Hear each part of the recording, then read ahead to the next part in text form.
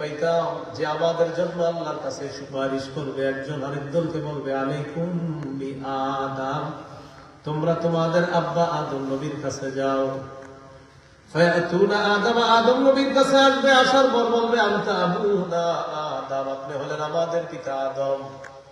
খালাকাকাল্লাহু বিয়াদিহি, আল্লাহ তাআলা আপনাকে তার কুদরতি হাতে সৃষ্টি করেছেন। ওয়া নাফাখা ফীকা মির রূহিহি, আল্লাহ তাআলা আপনার মাঝে তার রূহ ফুঁকে দিয়েছেন। ওয়া আমারাল মালাইকাতা ফাসাজাদু লাকা, ফেরেশতাদেরকে আল্লাহ হুকুম করেছেন, ফেরেশতারা আপনাকে সিজদা করেছে। ইশফা লানা ইলা রাব্বিকা লা তারাবা ইলা মা নাহনু ফীহি, ও আব্বা আদম, আপনি কি দেখেন না আমরা কত বিপদের মধ্যে আছি, মেহেরবানি করে আল্লাহর কাছে আমাদের জন্য সুপারিশ করেন। আদম নবী বলবেন নাহানি আন তিলকা শাজারা, আল্লাহ তাআলা আমাকে ওই গাছের কাছে যাইতে নিষেধ করেছিলেন। এই নিষেধাজ্ঞা পালনে আমার দ্বারা একটু অন্যরকম হয়ে গিয়েছে, আমার দ্বারা নিসিয়ান হয়ে গিয়েছে। কি হয়েছে বলেন? নিসিয়ান। বলেন সবাই নিসিয়ান। বলেন নিসিয়ান হওয়া, অন্যায় না, ভুল না। এই জন্য আমরা বলি নবীরা নিষ্পাপ। নবীরা কি? আদম নবীর দ্বারা একটু অন্যরকম হয়ে গিয়েছে, আদম নবীর দ্বারা নিসিয়ান হয়ে গিয়েছে। নিসিয়ান মানে এমন একটা বিষয় যে বিষয়টা আল্লাহ তাআলা ক্ষমা করে দিয়েছেন, কিন্তু আদম নবীর মনে হবে আমি কেন গাছের কাছে গেলাম, আল্লাহ তাআলা যদি আমাকে বলে আদম গাছের কাছে আপনি কেন গেলেন, আমি কি জবাব দিব? এই জন্য তোমরা এক কাজ করো, নূহ নবীর কাছে যাও, তিনি হলেন শরীয়তের প্রথম নবী। ফায়াতুনা নূহান, সবাই নূহ নবীর কাছে আসবে, আসার পর বলবে আনতা আউয়ালুর রুসুলি ইলা আহলিল আরদ, আপনি হলেন দুনিয়াতে প্রথম রাসূল, শরীয়তের প্রথম নবী হলেন আপনি, আপনার মাধ্যমে আল্লাহ তাআলা শরীয়ত দিয়ে দুনিয়া শুরু করেছেন। এর আগে পৃথিবীর মধ্যে একত্ববাদ ছিল, তাই শরীয়তের প্রয়োজন ছিল না। যখন শিরক শুরু হলো তখনই শরীয়তের প্রয়োজন দেখা দিল। শিরক শুরু হওয়ার পর আল্লাহ তাআলা আপনাকে দুনিয়াতে পাঠিয়েছেন শরীয়ত দিয়ে, হালাল হারামের বিধান দিয়ে।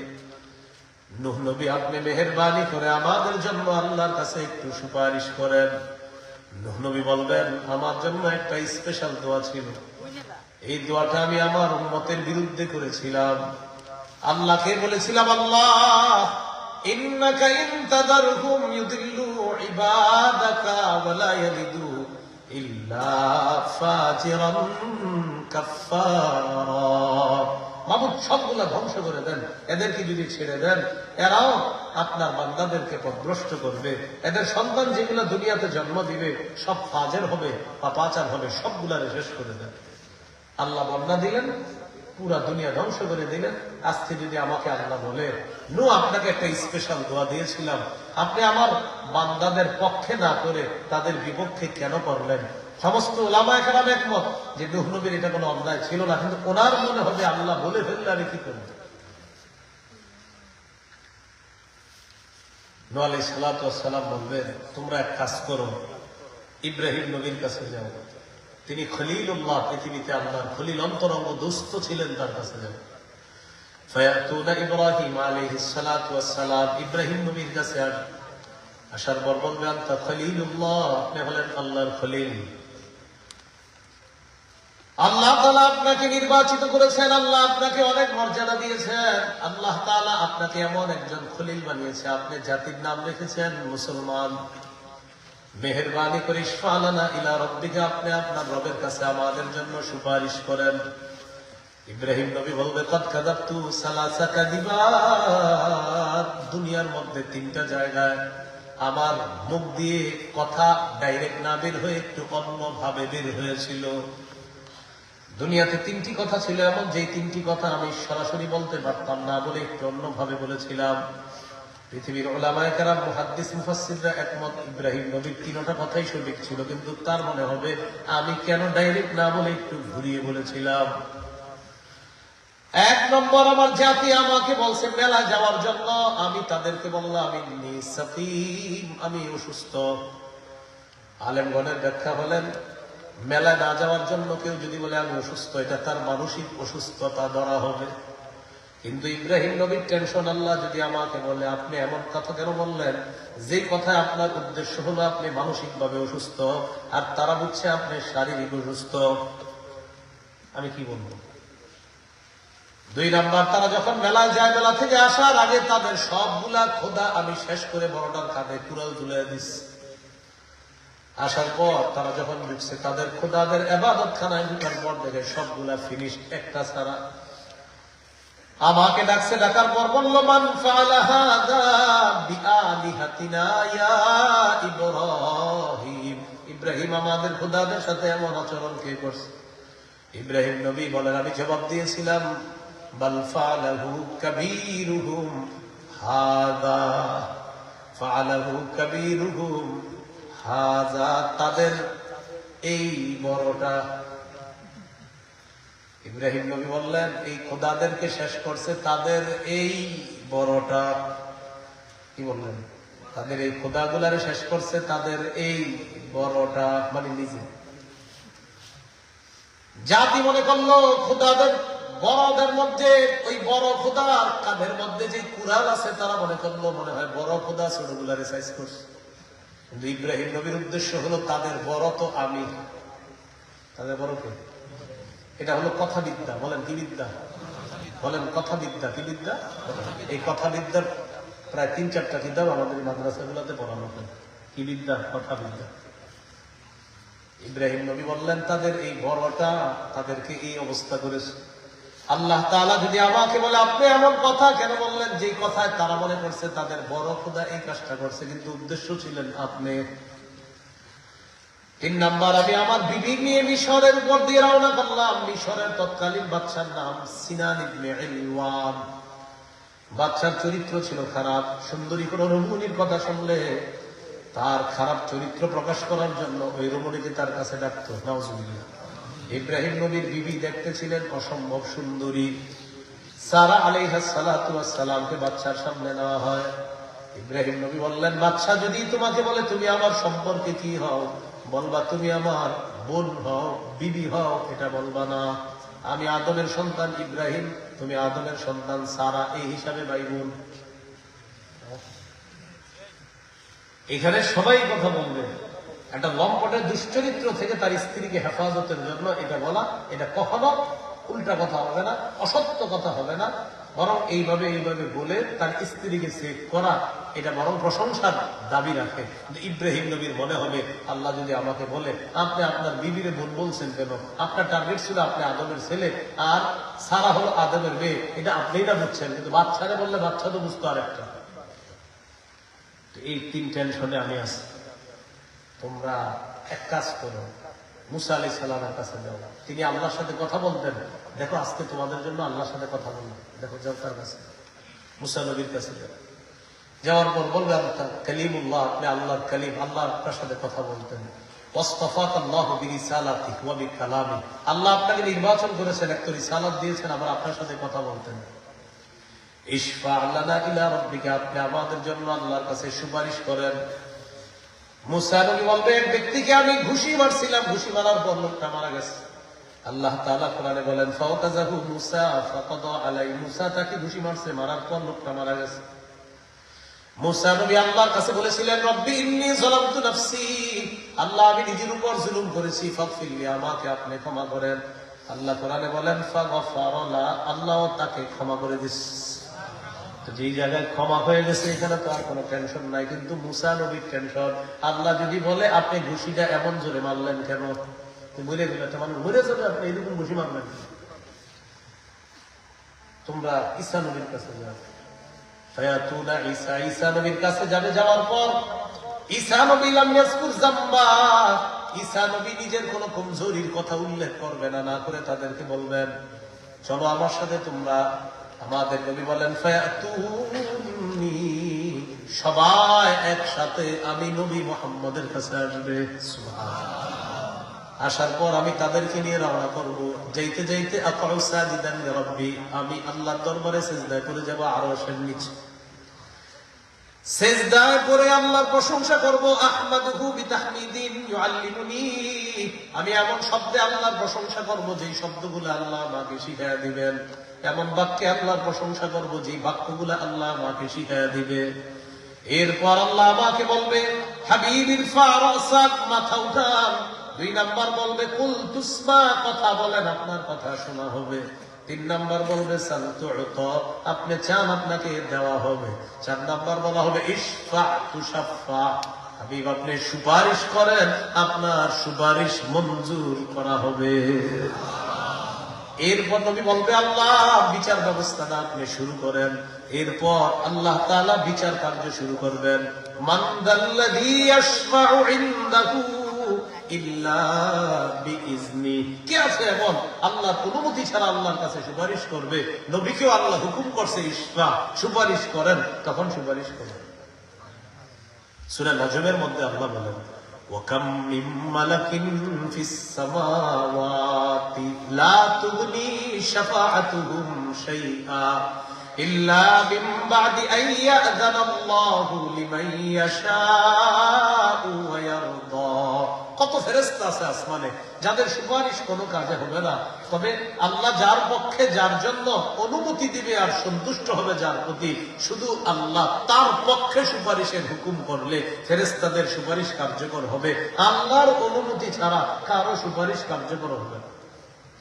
এটাই বললেন মান যাল্লাযী ইয়াশফাউ ইনদাহু ইল্লা বিইজনিহি ইয়া'লামু মা বাইনা আইদিহিম ওয়া মা খালফাহুম, তাদের সামনে পিছনে ডানে বামে যা আছে সব আল্লাহ তাআলা জানেন।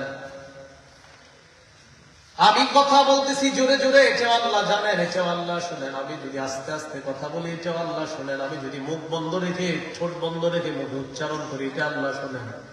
মুখেও বললাম না, ঠোঁটেও বললাম না, অন্তরে শুধু কল্পনা করলাম আল্লাহ কত মহান। আল্লাহ বলেন এটাও জানি, এটাও আল্লাহ তাআলা জানেন। ولا يحيطون بشيء من علمه إلا بما شاء, তারা আল্লাহর ইলম ধারণ করতে পারবে না, তবে ততটুকু ধারণ করতে পারবে যতটুকু আল্লাহ তাআলা চান। কি চান? যতটুকু আল্লাহ তাআলা বলেন। 1 ফোঁটা বলেন, আবার বলেন কি ফোঁটা? 1 ফোঁটা। 1 ফোঁটা কি? হাদিস শুনেন, সহিহ বুখারী 122 নম্বর হাদিস। খজিরের সাথে মুসা আলাইহিস সালামের সাক্ষাৎ। কার সাথে? খজির, ওই খিজির যারে বলেন আপনারা। জালালাইনে আছে খিজির, খজির জায়েজ, বুখারীতে আছে খজির। খিজিরও বলতে পারবেন, সমস্যা নেই। আমার খজির বললে ভালো লাগে যেন আমি খজির বলি, কিন্তু খজির বলাও যায়, খিজির বলাও যায়। আপনারা খিজির বললেন, সমস্যা নেই, আমি খজির বলি। তো মুসা আলাইহিস সালাম খজিরকে বললেন হাল আত্তাবিউকা আলা আন তুআল্লিমানি মিম্মা উল্লিমতা রুশদা, আল্লাহ আপনাকে যে বিদ্যা দিয়েছে, যে জ্ঞান দিয়েছে, এই জ্ঞান আহরণের জন্য আমি কি আপনার অনুসরণ করতে পারি? মুসা নবী খজিরকে বললেন।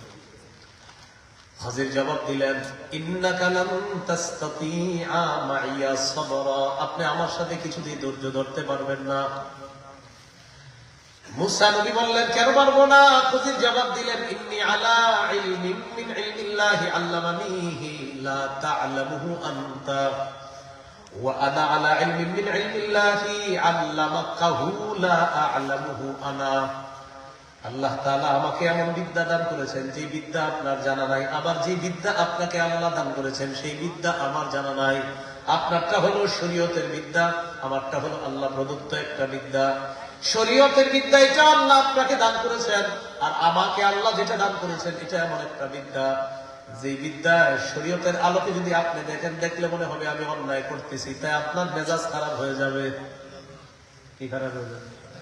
এর মানে আবার ভণ্ডরা মারেফতের দলিল দিলে হবে না, কিন্তু এখানে হ্যাঁ অনেকে এই যুগে নামাজ না পড়ে বলে, নামাজ না দেখা পড়তে হবে বলে। এই যুগে আপনি অনেকে নামাজ পড়েন, বলে ভাই নামাজ পড়েন না কেন? এই বেটা নামাজ কি দেখা পড়ার জিনিস? আপনি বলবেন ঠিক আছে আমি করে দেখায় না, ঘরে পড়েননি, ঘরেও তো বিবি আছে, মা আছে, এরা দেখবে।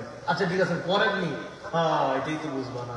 আপনি বলবেন বুঝাবুঝির কিছু নাই, আপনি যদি নামাজ না পড়েন আপনি ভণ্ড, আর যার থেকে শিখছেন সেও ভণ্ড। কথাবার্তা হ্যাঁ এই যুগে দলিল দেয় মানে যে এটা বুঝবা না তোমরা। আমার নবী নামাজ ছাড়ে নাই, আবু বকর, ওমর, উসমান, আলী 4 খলিফা কেউ নামাজ ছাড়ে নাই, সাহাবীরা ছাড়ে নাই, তাবি কেউ ছাড়ে নাই নামাজ।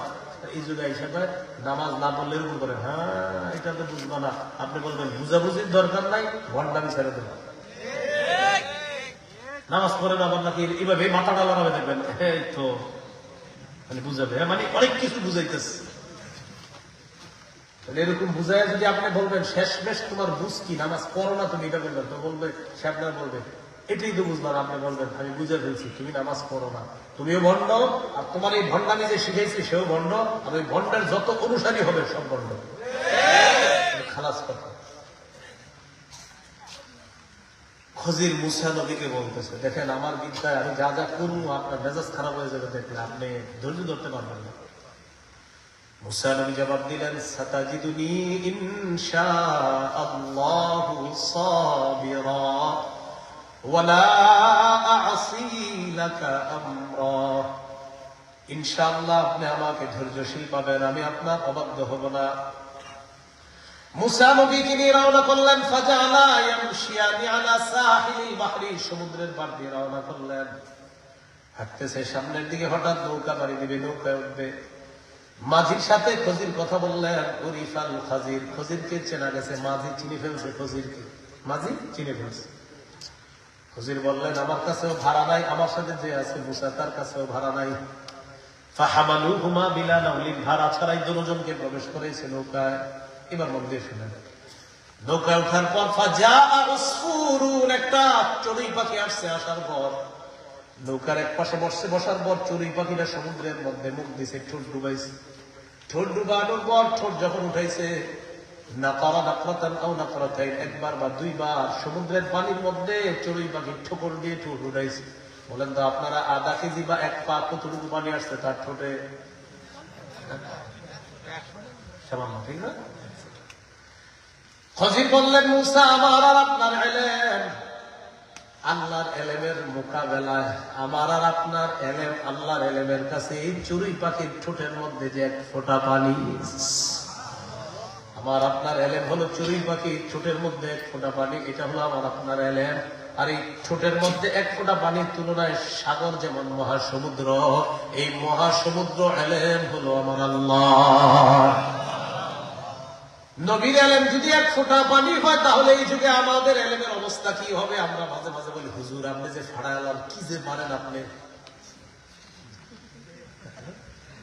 নবীর যদি একটু হয় তাহলে আমাদের নাই। নবীর যদি হয় এক ফোঁটা, আমি এই হাদিস যখন ঘুরে চিন্তা করি, মানুষ মাঝে মাঝে আমাদের যে কি বলে, হুজুর আপনি তো কি করেন, মনে মনে বেটা কি করি। মুসা নবীর যদি এক ফোঁটা হয়, আমরা তো এক ফোঁটার থেকে আরো কত ভাগ করবে, কিন্তু এটা নিয়ে আমাদের ভাবসাবের শেষ থাকে না। আল্লাহ আমাদেরকে হেফাজত করে। এই জন্য একটা সূরা যদি শিখতে পারেন বলবেন আলহামদুলিল্লাহ, দুইটা সূরা পারলে বলবেন আলহামদুলিল্লাহ, সন্তান কোরআনের হাফেজ হইলে বলবেন আলহামদুলিল্লাহ। গর্বিত পিতা মানে এই গর্বিত, এই নিয়ে গর্ব করবেন যে আমার সন্তানকে আল্লাহ কোরআনের হাফেজ বানিয়েছে। আলহামদুলিল্লাহ যত বেশি পারেন বলবেন, যেন কোনো কারণে আপনার মধ্যে কোনো অহংকার কাজ না করে। কারণ আপনার সন্তানকে আল্লাহ যা দিছে সেটা আল্লাহর যে ধনভাণ্ডার, সেখান থেকে আল্লাহ সামান্য দিয়েছে, এই জন্য বেশি বেশি শুকরিয়া আদায় করেন। মনে থাকবেন ইনশাআল্লাহ। এটাই হলো ওয়ালা ইয়াহিতুনা বিশাইইন মিন ইলমিহি ইল্লা বিমা শাআ। তারা আল্লাহর ইলম ধারণ করতে পারবে না, তবে ততটুকু ধারণ করতে পারবে যতটুকু আল্লাহ চায়।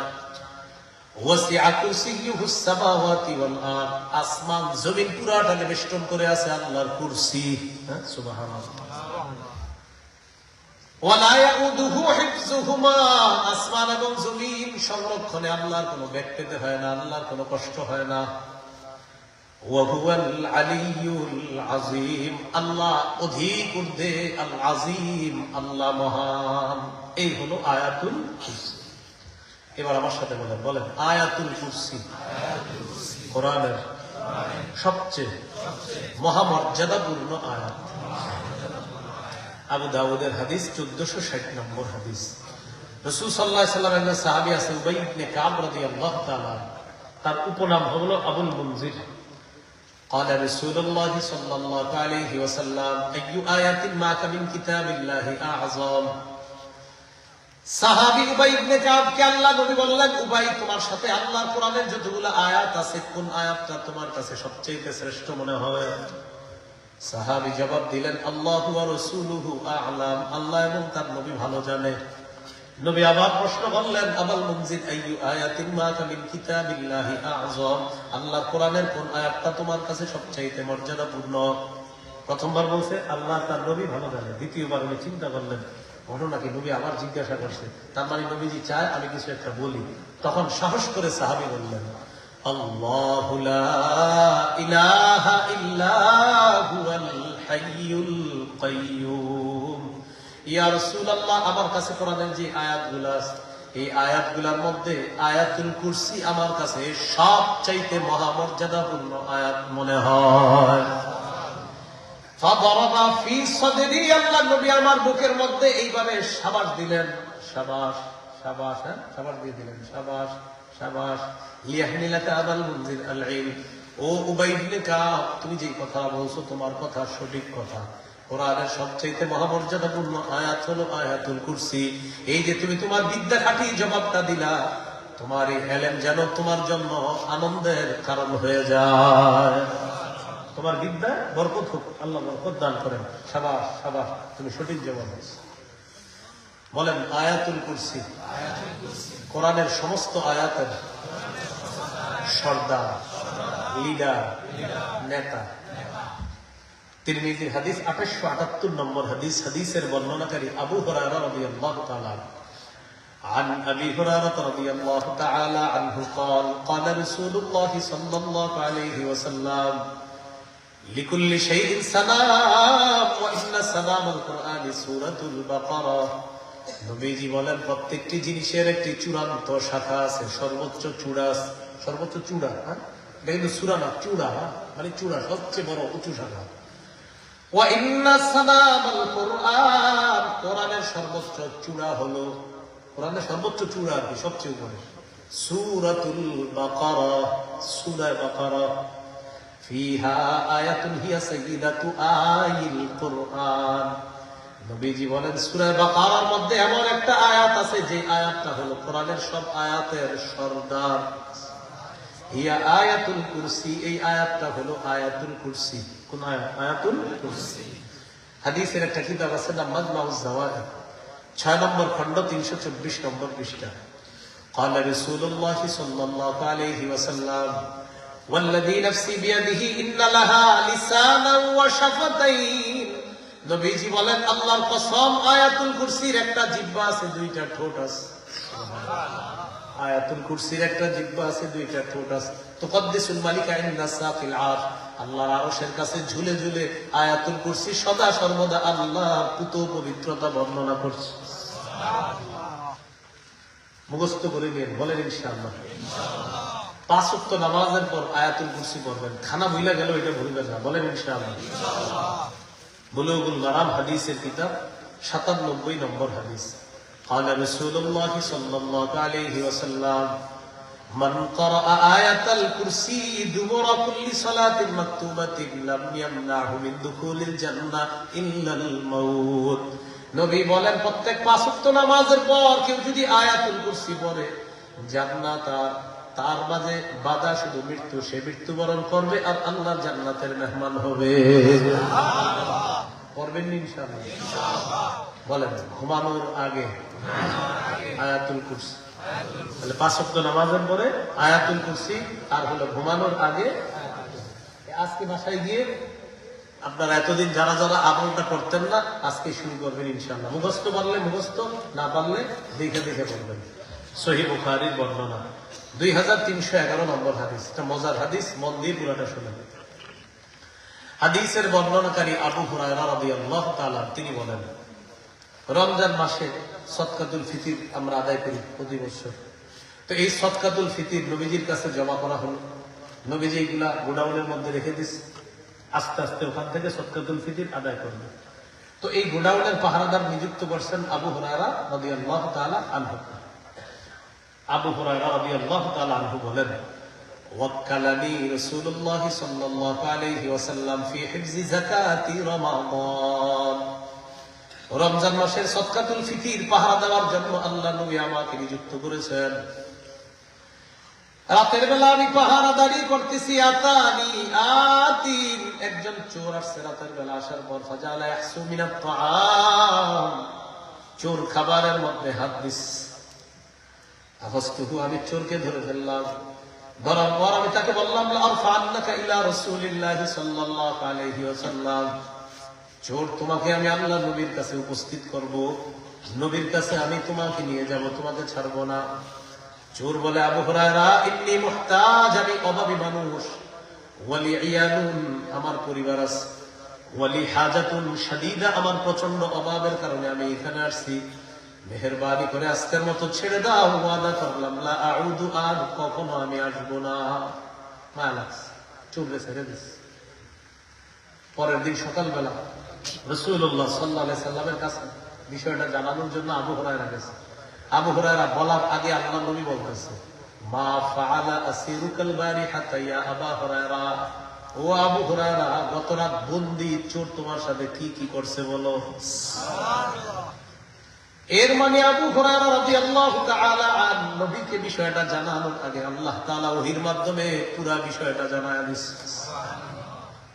আবু হুরায়রা বলেন, ইয়া রাসূলুল্লাহ, চোর আসছে, আসার পর আমি তাকে ধরলাম, আপনার কাছে আনতে চাইলাম। শাকা হাজাতান শাদীদাতান ওয়া ইয়ালা, প্রচন্ড অভাব পেশ করছে, তার অধীনে তার পরিবার আছে, এই কথা বলছে। ফারহিমতুহু ফাখাল্লাইতু সাবিলা, আমার মায়া লাগছে, একটু দয়া করছি তার প্রতি, তাকে ছেড়ে দিছি।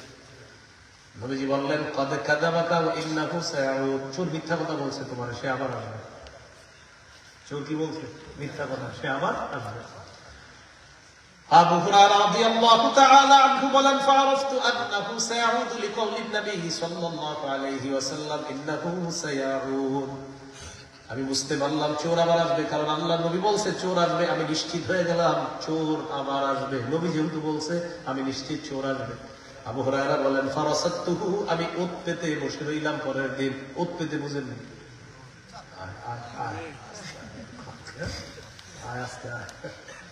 পুরা প্রস্তুত আছে। দ্বিতীয় দিন রাসাতুহু, আয়াত আছে কোরআনে, ইন্না রাব্বাকা লাবিল মিরসাদ, তোমার রব কিন্তু তোমাকে ধরার জন্য প্রস্তুত। এটা কোরআনে আছে। অপরাধীদেরকে বলতে, আমার রব কিন্তু কখন যে ধরে ফেলবে, এক কথায় 16 বছর খালাস। কথার কথা, কথার যে কি ভয়ঙ্কর অবস্থা, আমি এক হাদিস করে বুঝতে পারছি যে সর্বনাশ। তিরমিজি 2616 নম্বর হাদিস। এক সাহাবী নবীজি লম্বা ওয়াজ করছে, তো ওয়াজ করার নবীজি সর্বশেষ করেন, তোমার তো আসল ওয়াজটাই এখনো করিনি। হুজুর কি বলেন, এতক্ষণ ওয়াজ করছেন, আসল না করেন না? মানে নামাজের কথা বলছে, রোজা, হজ, যাকাত যা আছে, জিহাদ সব বলছে। শেষে বলতেছে নবীজি, কয় তোমাকে তো সবগুলার মূলটাই এখনো বলি নাই। সাহাবী বলতেছে, হুজুর এত ওয়াজ করার পরে আপনি যে ইসলামের সবই বলে ফেললেন, আসলটা বাকি? নবী বললেন, হ্যাঁ, আসলটাই এখনো বাকি। আমসাকা বিলিসানি, জিহ্বাটা ধইরা বললেন, কুফা আলাইকা হাযা, এটা নিয়ন্ত্রণ করো। এটা সাহাবী বললেন, হুজুর এটার কারণে কি ইন্না লাম আখাযুনা বিমা নাতাকাল্লাম, কথার কারণে কি ধোয়া পড়বো? নবীজি বললেন, হাল ইয়াকুবুন নাস ফিন নারি আলা ওয়ুজুহিহিম আও আলা মানাখিরিহিম ইল্লা হাসাইদু আলসিনাতিহিম। নবীজি সাল্লাল্লাহু আলাইহি সাল্লাম বলেন, শুধুমাত্র জিহ্বার কারণে বেশিরভাগ মানুষের মাথা নিচে, পা উপরের দিকে দিয়ে হ্যাসরাইতে হ্যাসরাইতে, ধাক্কাইতে ধাক্কাইতে জাহান্নামে নিয়ে যাবে, শুধু জিহ্বার অপরাধ। তখন আমার বুঝে আসছে সর্বনাশ, জিহ্বায় যে জাহান্নামে নিবে এটা তো আগে হাদিসে বলছি, কিন্তু জিহ্বার কারণে যে দুনিয়াতেও ঝামেলা হয় এটা আমি বুঝতে পারছি। আল্লাহ আমাদের সবাই বুঝার তৌফিক দান করেন। কথাবার্তা বলতে মেপে মেপে, বুঝা শুই না যাই না, খুব সতর্কতার সাথে চলার বলার তৌফিক দান করেন। মনে আছে দ্বিতীয় রাত ওত পেতে আছে, ধরবে, চোর সাহেব এসে বসছে দ্বিতীয় রাতে। নবী বলছে নিশ্চিত আসবে, তা আসছে। খাবারে হাত দিচ্ছে। আবু হুরায়রা রাদিয়াল্লাহু তাআলা আনহু বলেন, ফাখাসতুহু, আমি তাকে ধরে ফেললাম। ধরার পর বললাম, লা আরফা'নাকা ইলা রাসূলিল্লাহি সাল্লাল্লাহু আলাইহি ওয়াসাল্লাম, আজকে আর ছাড়াছাড়ি নাই, তোমাকে আমি আল্লাহর নবীর কাছে পেশ করব। চোর আবার বলল, আবু হুরায়রা, আমার অনেক অভাব, তাই কালকে আসছিলাম, ওয়াদাটা রাখতে পারি না, আজকে আবার আসছি, বুঝো না আমি কত অভাবের মধ্যে আছি। ওয়াদা করলাম আর আমি কখনো আসবো না, আজকের মতো আমাকে ছেড়ে দাও। দ্বিতীয় রাতেও চোরকে ছেড়ে দিছে। পরের দিন আল্লাহ নবীর কাছে আসার পর আল্লাহ নবী বললেন, মা ফাআলা আসিরুকাল বারিহাতা ইয়া আবু হুরায়রা, আবু হুরায়রা, চোর তোমার সাথে কি আচরণ করেছে গত রাতে বলো। সাহাবী বললেন, ইয়া রাসূলুল্লাহ, আবার প্রথম রাতের মতো বলছে, তার অনেক অভাব অনটন, তার দায়িত্বে পরিবার আছে, মায়া লাগছে। দ্বিতীয় রাতেও আমি তাকে ছেড়ে দিলাম। নবীজি বললেন, কদ কাযাবাকা ইন্নাহু সায়াউদ, সে মিথ্যা কথা বলছে, সে আবার আসবে। আবু হুরায়রার এবার পাক্কা ইরাদা, আজকে আসলে তোমার আর ছাড়াছাড়ি নাই। তৃতীয় রাতে তিনি অপেক্ষায় আছে, চোর এসে গেছে। আসার পর চোর খাবারের মধ্যে হাত দিছে, আবু হুরায়রা তাকে ধরছে। ধরার পর বলে, আজকে আর ওই পরিবারের এই সমস্যা ওই সমস্যা বললে কোনো কাজ হবে না, আজকে তোমার নিমুন। চোর আবু হুরায়রাকে বলল, দানি উআল্লিমকা কালিমাত, তুমি আমাকে ছেড়ে দাও আবু হুরায়রা, তোমার একটা বিদ্যা শিখাইয়া দিই। হাদিসে আসছে সাহাবায়ে কেরাম বিদ্যার প্রতি খুব আগ্রহ ছিল তাদের। যেই মাত্র বলছে তোমার বিদ্যা শিখাইয়া দিই, আমার ছেড়ে দাও, আবু হুরায়রার ভিতরে দুর্বলতা কাজ করা শুরু করছে। সাহাবায়ে কেরাম বিদ্যার প্রতি ছিল খুব আগ্রহী। এই হাদিসের শেষে আছে তারা ইলমের প্রতি আগ্রহী ছিল। আর কোন সাহাবী? আবু হুরায়রা। নবীর পেয়েছে মাত্র 2-3 বছর পাইছে, মাত্র ইসলাম গ্রহণ করার পর এই সামান্য সময়ে এত বেশি হাদিস আল্লাহ তাআলা তার মাধ্যমে খেদমত দিয়েছে। 5000-এর বেশি হাদিস আবু হুরায়রা। সাহাবায়ে কেরাম ওই যুগে জিজ্ঞাসা করছে, আবু হুরায়রা, তুমি নবীরে পাইলে এত কম, এত হাদিস কিভাবে পারো? তিনি জবাব দিয়েছিলেন, আমি পেয়েছি কম, তোমরা ব্যবসা করেছো, খেত খামার করেছো, খাইছি না খাইছি। হাদিসে আছে, আলা মিলই বাতনি, আমি পেটে ভাতে নবীর কাছে বলে থাকতাম, খানা পাইলে খাইতাম, না পাইলে খাইতাম না। নবী খাইলে আমি খাইতাম, নবী না খাইলে আমিও খাইতাম না। নবী ঘরে যাইতো, পিছে পিছে যাইতাম, বাইরে আসতো, চলে আসতাম, যা বলতো করতো সব দেখতাম, সবকিছু আমি মানতাম। শুরুর দিকে ওনার মেধা কিন্তু এত বেশি ছিল না। সহিহ বুখারীর 120 নম্বর হাদিসে আছে, মসজিদে বসে রয়েছে, একদিন নবীজি আসছে। আবু হুরায়রা, ঘটনা কি? সাহাবী আবু হুরায়রা বলতেছে, হুজুর আপনার কাছ থেকে অনেক হাদিস শুনি, কিন্তু ভুলে যায়, আমি মুখস্থ থাকে না। নবীজি বললেন, উবসুত রিদা, তুমি তোমার চাদরটা বিছাও। ফাবাসাতহু, চাদর বিছিয়ে দিলাম। বিছানোর পর ফাগারাফা বিয়াদাইহি, এইভাবে 2 হাত দিয়ে কি জানি ঢাললেন চাদর। হাতে কিছু নেই। আপনাকে যদি স্বপ্নে এরকম ঢেলা দেয় হয়ে যাবে কাজ। এরকম দিয়ে দিচ্ছে, দিয়ে দেওয়ার পর বলতেছে, এবার এটা বটো, পেঁচাও। নবীজি বললেন, এবার এটা বুকের সাথে মিলাও। তো বুখারীতে আছে, আবু হুরায়রা রাদিয়াল্লাহু তাআলা আনহু বলেন, ফাযামামতুহু ইলা সাদরি, এটা হাদিসের অংশ না। ইলা সাদরি হলো আপনার ওবাইনা সত্তরে ছোট করে আছে। ফাযামামতুহু, আমি মিলাইলাম। তো সারে লিখে দিছি ইলা সাদরি, আমি আমার বুকের সাথে চাদরটা মিলাইলাম। আবু হুরায়রা বলেন, ফামা নাসিতু শাইআন বা'দা, চাদর বুকের সাথে মিলানোর পর আর কখনো আমি কিছু ভুলি না। এই সাহাবীর ইলমের প্রতি এত আগ্রহ। সব সাহাবীর আগ্রহ আছে, আর তার আগ্রহ বেশি। চোর বলতেছে, তোমার একটা বিদ্যা শিখাই দিয়ে আমার ছাড়ো, তার তো আগ্রহ খুব বেশি। তুমি বিদ্যা শিখাইবা? বলো কি বিদ্যা শিখাইবা, শিখাও। চোর বলতেছি, যা ওয়াইতা ইলা ফিরাশিকা ফাতারা আয়াতুল কুরসি, যখন তুমি তোমার বিছানায় যাইবা আয়াতুল কুরসি পড়বা। فإنه لا يزال عليك من الله حافظ ولا يقربنك شيطان حتى تصبح, আয়াতুল কুরসি পড়ে যদি তুমি ঘুমাও, আল্লাহর পক্ষ থেকে একজন পাহারাদার তোমাকে পাহারাদারি করবে সারা রাত, ফজর পর্যন্ত শয়তান তোমার কাছে আসবে না। আবু হুরায়রার বিদ্যা শিখিয়ে দেওয়ার কারণে ছেড়ে দিচ্ছে। ঠিক আছে, ছেড়ে দিচ্ছে। নবীজির কাছে আসছে, আসার পর নবীজি বললেন, কি ব্যাপার আবু হুরায়রা, তোমার বন্দির কি খবর? আবু হুরায়রা বলে, হুজুর কালকে পাক্কা নিয়ত করছি আপনার কাছে নিয়ে আসবো। বেচারা আমার একটা বুদ্ধি শিখাইয়া দিছে, বিদ্যা শিখাইয়া দিছে। এই বিদ্যা শিখানোর কারণে হুজুর আমি তাকে ছেড়ে দিছি। কি বিদ্যা বলো? ইয়া রাসূলুল্লাহ আমাকে বলছে, যখন আমি বিছানায় যাব আয়াতুল কুরসি পড়ার জন্য, সারা রাত একজন ফেরেশতা নাকি পাহারাদারি করবে, সকাল পর্যন্ত নাকি শয়তান আসতে পারবে না। নবীজি বললেন, আবু হুরায়রা, ক্বাদ সাদাকাকা ওয়া ইন্নাহু কাযূব, গত 2 দিন চোর যদিও তোমাকে মিথ্যা কথা বলছে, তবে গত রাতে চোর তোমাকে সত্য কথা বলছে, তবে সে দুনিয়ার সবচেয়ে বড় মিথ্যাবাদী। সে তোমাকে কালকে সত্য বলছে, কিন্তু সে কিন্তু মিথ্যাবাদী। কালকে চিপায় বইরা বাঁচার জন্য তোমার সত্য কথা বলছে, কিন্তু সে মিথ্যাবাদী। তো আবু হুরায়রা বলে, জি হুজুর, এবার নবীজি বললেন তাআলা মান তুখাতিবু মুনযু সালাসি লায়াল, আবু হুরায়রা তুমি জানো নি কার সাথে গত 3 রাত কথা বলছো? নবীজি বললেন এটা যাকা শাইতান, এই 3 রাত শয়তান চোরের বেশ ধরে আসছে চুরি করার জন্য। শেষের দিন যখন দেখছে আর বাঁচতে পারবে না, তোমার সঠিক বিদ্যাটা শিখাইয়া দিছে, শয়তান শিখাইয়া দিল তুমি এই আমল করলে শয়তান তোমার কাছে আসবে না, আজকে থেকে এই আমল করবা, শয়তান আর রাতের বেলা তোমার কাছে আসবে না। এই জন্য আমরা টেনশনে অনেকে আয়াতুল কুরসি পড়ে না, পড়লে যদি শয়তান না আসে। রাতের বেলা বিছানায় যাওয়ার পরে আয়াতুল কুরসি পড়লে যদি শয়তান না আসে, টিভি দেখবে কিভাবে, নাটক কিভাবে দেখবে, শয়তান আসলে না খোঁজাবে। তো এই টেনশনে পড়ে না, পুইরা গেলে যদি শয়তান না আসে তাহলে আমি নাটক সিনেমা কেমনে দেখি। এই জন্য 3টা-4টা পর্যন্ত মোবাইল চালাবে, আয়াতুল কুরসি পড়ে না, না ভাই করবো না, কারণ যদি শয়তান না আসে। পড়বেন নি? তাহলে ঘুমের আগে আয়াতুল কুরসি পড়বেন, বইরা দেখবেন, তখন দেখবেন একটু করে মোবাইলটা বেশি চালাইতে মন চাবে না। আয়াতুল কুরসিটা বইরা শুইবেন, দেখবেন কেমন যেন একটা দুর্বলতা কাজ করবে, ঘুমাইসা যাবে। আর যখন এটা না পড়বেন, এই ইবলিস খেলে এসে ঘুষাবে, দেশের পরিস্থিতি তত সুন্দর নয়, তাড়াতাড়ি ঢুকো। আর আপনার যে একটা স্টেটাস বুঝাবে যে আপনি দেশ নিয়ে খুব ভাবতেছেন, মানে এমন একটা অবস্থা, আপনি বাংলাদেশের না হয়ে আমেরিকার হওয়া দরকার ছিল, ইবলিস এটা আপনাকে বুঝাবে। তো প্রিয় ভাইয়ারা, পড়বো তো ইনশাআল্লাহ। 5 ওয়াক্ত নামাজের পর আয়াতুল কুরসি, ঘুমানোর আগে আয়াতুল কুরসি। আল্লাহ তৌফিক দান করেন। আল্লাহ তাআলা আমাদের সকলকে আয়াতুল কুরসির আমল, ব্যক্তি জীবন, পারিবারিক জীবন এবং সকলেই যেন আমরা আমল করতে পারি। আল্লাহ তৌফিক, আমরা করবো না, আল্লাহ তৌফিক দান করেন। মাদ্রাসার জন্য আপনারা নিয়ম, মানে কোনো ধরা বান্ধা না, যে যা পারেন কিছু দান করতে পারেন মাদ্রাসার জন্য। অনেক মানুষ এখানে আছেন, আপনারা মাদ্রাসার জন্য দান করতে পারেন। ছাত্ররা আছে মাঠে।